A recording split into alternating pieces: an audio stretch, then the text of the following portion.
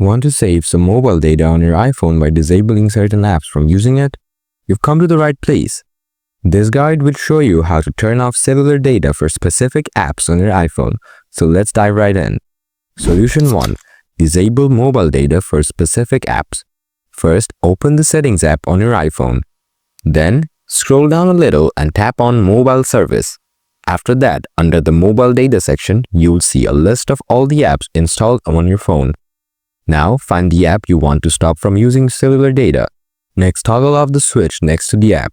This will block the app from using mobile data, but it can still use Wi-Fi if your iPhone is connected. Solution 2. Limit background app refresh. Start by opening Settings again, then tap on General. After that, scroll down and tap on Background App Refresh. Now, choose Off or select Wi-Fi to limit background refreshing to Wi-Fi connections only.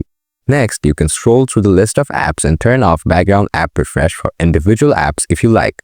By following these steps, you can easily control which apps use your mobile data and save some of it for when you really need it. Let me know if these steps worked for you or if you have any other questions.